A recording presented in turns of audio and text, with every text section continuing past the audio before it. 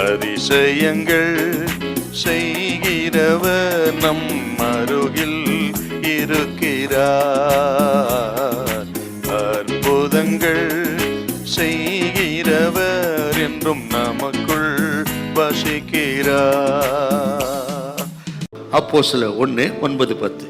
இவைகளை அவர் சொன்ன பின்பு அவர்கள் பார்த்து கொண்டிருக்கையில் உயர எடுத்துக் கொள்ளப்பட்டார்.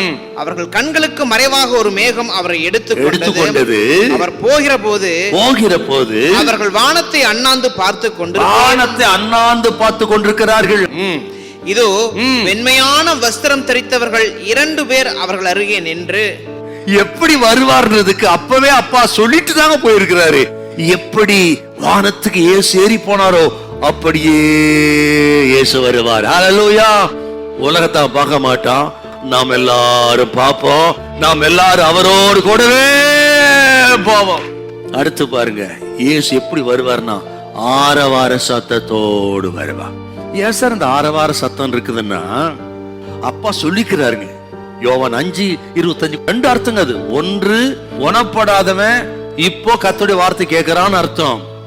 2வது, அவர் ஆரவாரத்தோடு வருவாரு. அப்பொழுது பிரேத குடிக்கிற அத்தனை பேரும் கேட்பாங்க, கர்த்தருடைய பிள்ளைகள். அந்த சத்தம் எப்படி கேட்கும்? அதுக்கு விவரம் இருக்குதுங்க.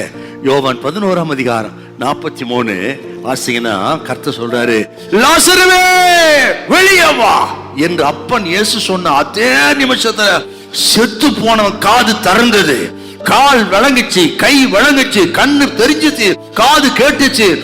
அவன் மரித்தவன் உயிரோடு வந்தானே, அந்த சத்தத்தை கேட்டு அதை போல ஆரவாரத்தோடு இயேசு வரும் பொழுது அத்தனை கல்லறைகளும் கிறிஸ்துவின் கல்லறைகள் எல்லாம் திறக்கப்படும். பிரதான தூதனுடைய சத்தத்தோடு வருவார். 4:16 எக்கால சத்தத்தோடு வருவார். எக்கால சத்தம் ஏன்? என்னாகும் 10 நீங்க வாசித்து பாருங்க. சபையை கூட்டுவதற்கு, அதே போல ரட்சிக்கப்பட்டு ஆயத்தமா இருந்த அத்தனை பேரும் கூட்டுவதற்கு தான் எக்கால சத்தம். விவரமா இருக்குதுங்க பைபிள்ல. எக்கால சத்தத்தோடு வருவார்.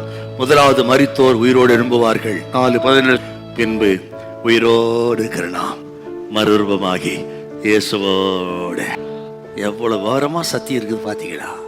கர்த்தருடைய பிள்ளைகள், இதெல்லாம் பார்க்கிற நீங்க ஆயத்தமா இருந்து அழிவுக்கு தப்பித்துக் கொள்ள முடியும் அன்பாய் பட்சமாய் கேட்கிறார்.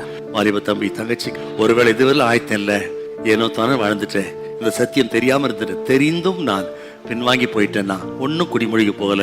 இப்பவே ஒப்பு கொடுங்க, இப்பவே பரிசுத்தப்படுத்த ஒரு தீர்மானம் பண்ணுங்க. ஆண்டவரே என்னை பரிசுத்தப்படுத்தும், உலகத்தில் இருக்கிற நாளெல்லாம் நான் வாழட்டும், உலகம் முடியும் பொழுது ரகசியவர்களை கலந்து கொள்ள ஐயா உதவி செய்ய. இப்போ கேட்டா போதும், இப்பவே பரிசுத்தப்படுத்தி ஆயத்தப்படுத்துவார். ஹல்லேலூயா, ஹல்லேலூயா.